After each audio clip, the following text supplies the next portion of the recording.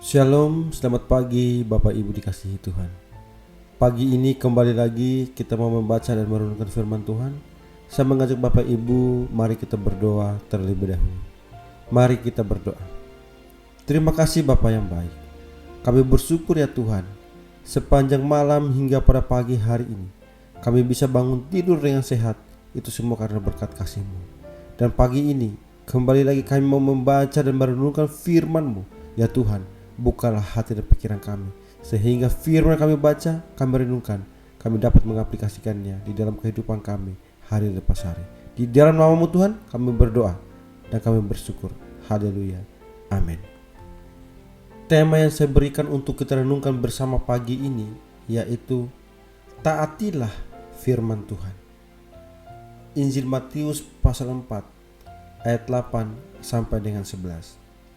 Dan iblis membawanya pula ke atas gunung yang sangat tinggi dan memperlihatkan kepadanya semua kerajaan dunia dengan kemegahannya, dan berkata kepadanya, semua itu akan kuberikan kepadamu jika engkau sujud menyembah aku. Maka berkatalah Yesus kepadanya, enyalah iblis, sebab ada tertulis, engkau harus menyembah Tuhan Allahmu, dan hanya kepada Dia sajalah engkau berbakti. Lalu iblis meninggalkan dia, dan lihatlah malaikat-malaikat datang melayani Yesus. Bapak, Ibu, saudara-saudari yang dikasihi oleh Tuhan, setiap manusia mempunyai impian untuk hidup sejahtera, baik secara ekonomi, pekerjaan yang baik, dan kekayaan. Impian inilah yang memberi semangat kepada manusia berjuang semaksimal mungkin demi tercapainya apa yang diinginkan. Untuk memenuhi kebutuhan semua itu, bukan tidak mungkin ada orang yang menghalalkan segala cara untuk mendapatkan apa yang dia inginkan. Dalam Injil Matius pasal 4 ayat 1 sampai 11, kita melihat bagaimana kuatnya iblis menggoda Yesus, baik dari segi kebutuhan pokok yaitu makanan, kehebatan, dengan mendahuluinya dengan kalimat, jika engkau anak Allah. Hal ini penting kita pahami sebagai kalimat yang menyanjung tapi sekaligus menjerat. Salah satu sifat manusia adalah suka disanjung, dipuji-puji, dan iblis sangat tahu akan hal itu. Sebab Adam dan Hawa pun jatuh dalam dosa ketika Hawa disanjung bahwa kalau ia makan buah yang dilarang Tuhan itu, Hawa dan Adam akan menjadi seperti Tuhan.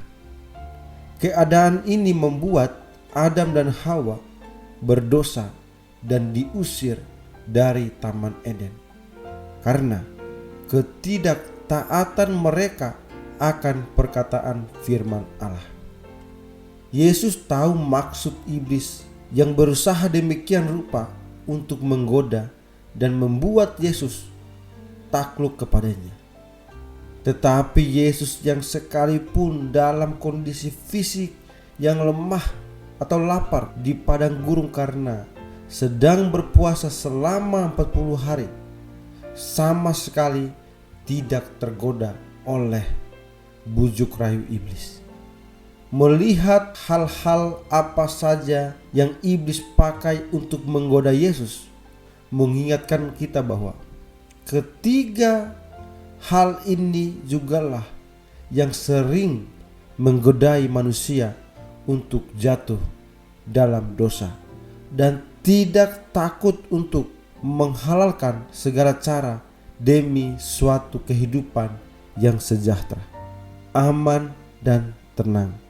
Maka lewat proses kehidupan Yesus di padang gurun dan dalam keadaan lapar digoda oleh iblis, kita belajar melihat bahwa Yesus tetap bertahan dalam keadaan yang sulit karena Yesus mengalahkan godaan itu dengan firman Tuhan. Hal ini bisa kita lihat lewat kalimat percakapan antara Yesus dan iblis. 2 kali kalimat "jika engkau anak Allah" diperkatakan iblis dengan maksud agar Yesus merasa dirinya hebat dan tersanjung, yang pada akhirnya bisa saja membawa Yesus pada kesombongan diri dan tunduk serta taat dan sujud kepada iblis. Tetapi Yesus yang dipenuhi Roh Allah setelah berpuasa 40 hari memberikan jawaban sesuai firman Tuhan dan untuk kemuliaan nama Tuhan lewat kalimat "ada tertulis" dan "ada juga tertulis". Hal ini diperlihatkan kepada kita semua bahwa Yesus begitu taat dan setia kepada firman Tuhan. Hal ini kita bisa lihat dari kalimat hardikan kepada iblis dengan berkata, "Enyalah iblis, sebab ada tertulis, engkau harus menyembah Tuhan Allahmu, dan hanya kepada Dia sajalah engkau berbakti." Otoritas yang Yesus miliki tidak lepas dari puasa yang dilakukannya. Dengan berpuasa 40 hari 40 malam, Yesus mengosongkan dirinya dari kekuatan fisik, yaitu tidak makan, tidak minum, yang artinya dalam kelemahan fisik pun Yesus justru mengalami kekuatan Allah. Artinya ada kuasa dalam berpuasa. Bapak, Ibu, saudara yang dikasihi Tuhan, belajar dari Yesus dalam menghadapi godaan iblis dengan firman Tuhan dan berpuasa. Mari kita hidup untuk sungguh-sungguh takut akan Tuhan, percaya akan firman-Nya, dan mengimani setiap janji pertolongannya tidak pernah terlambat. Baik juga kalau saudara dapat membiasakan diri berpuasa sesuai kemampuan saudara, karena berpuasa bukan hanya sekedar menahan lapar dan haus, tapi lebih daripada itu, bahwa berpuasa adalah cara kita merendahkan diri di hadapan Allah dan melakukan firman-Nya dalam hidup. Rajin beribadahlah, tekun berdoa, dan setia memuji dan memuliakan nama-Nya. Rajin berbuat baik tidak serta-merta membuat kita aman, nyaman, sejahtera, dan penuh kebahagiaan. Bahkan bisa saja Tuhan mengizinkan kita mengalami banyak persoalan, tantangan, pergumulan, dan pencobaan hidup, sebab tujuannya adalah untuk kita semakin hidup bergantung kepada kasih dan kuasa Tuhan. Ingat janji Tuhan dalam 1 Korintus 10 ayat 13. Pencobaan-pencobaan yang kamu alami adalah pencobaan-pencobaan biasa yang tidak melebihi kekuatan manusia, sebab Allah setia, dan karena itu Ia tidak akan membiarkan kamu dicobai melampaui kekuatanmu. Pada waktu kamu dicobai, Ia akan memberikan kepadamu jalan keluar, sehingga kamu dapat menanggungnya.